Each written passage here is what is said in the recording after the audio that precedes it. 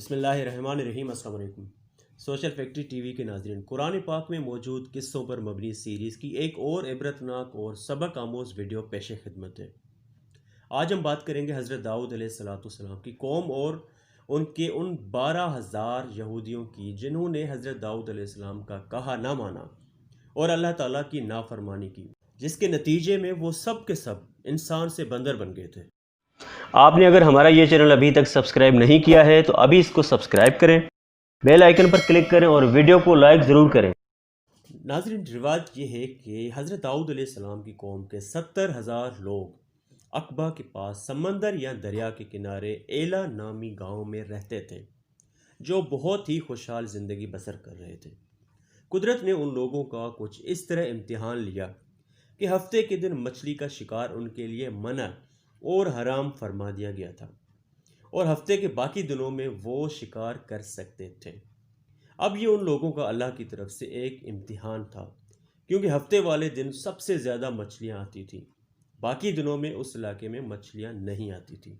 شیطان نے، جو کہ انسان کا ازلی دشمن ہے، ان لوگوں کے دلوں میں دماغوں میں وسوسے ڈال دیے کہ سمندر سے نالیاں نکال کر کچھ حوض یا پانڈس بنائے جائیں، تاکہ ہفتے والے دن مچھلیوں کو ان نالیوں کے ذریعے حوضوں میں لا کر بند کیا جائے، پھر اگلے دن ان کا شکار کیا جائے۔ ان لوگوں کا یہ ایک گروہ، جس کی تعداد تقریباً 12,000 تھی، شیطانی چال میں پھنس گیا۔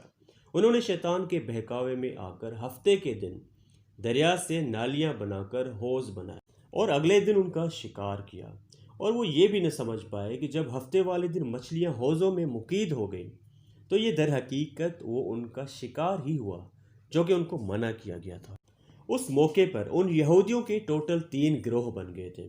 ایک 12,000 لوگوں کا وہ گروہ جو شیطانی وسوسوں میں آ کر اللہ تعالیٰ اور اللہ کے نبی کی کھلم کھلا نافرمانی کر بیٹھا۔ دوسرے وہ تھے جنہوں نے خود کو اس کام سے دور رکھا اور شکار کرنے والوں کو بھی سمجھایا اور شکار سے منع کرتے رہے۔ تیسرا گروہ وہ تھا جو اس عمل کو دل سے برا اور غلط سمجھ رہا تھا، ساتھ ہی منع کرنے والوں کو کہہ رہا تھا کہ تم ایسی قوم کو کیوں نصیحت کرتے ہو جنہیں اللہ تعالیٰ ہلاک کرنے والا یا سزا دینے والا ہے۔ جب 12,000 نافرمانوں نے منع کرنے کے باوجود شکار کیا اور وہ مچھلیاں کھائیں بھی تو بیچ کر پیسے بھی کمائے، تو منع کرنے والی جماعت نے کہا کہ اب ہمارا ان کے ساتھ کوئی تعلق اور میل ملاپ نہیں ہوگا۔ چنانچہ انہوں نے گاؤں کی تقسیم کر دی اور اپنے اور نافرمانوں کے درمیان ایک بہت بڑی دیوار بنا ڈالی، جس میں آمد و رفت کے لیے ایک دروازہ بھی چھوڑا گیا۔ حضرت داؤد علیہ السلام نے غضبناک ہو کر ان نافرمان لوگوں پر لعنت فرما دی، جس کے بعد ایک دن تک ان خطا کاروں میں سے کوئی باہر نہیں آیا۔ تو کسی نے دیوار پر چڑھ کر دیکھا تو وہ سب بندر بنے ہوئے تھے۔ لوگ ان کو دیکھنے دروازے سے گئے تو وہ بندر اپنے رشتہ داروں کے قریب آ کر ان کے کپڑے سونگھتے، ان کو پہچانتے اور زاروں قطار روتے تھے، مگر وہ لوگ ان بندروں کو نہیں پہچانتے تھے۔ وہ 3 دن تک نہ کچھ کھا سکتے تھے نہ ہی پی سکتے تھے۔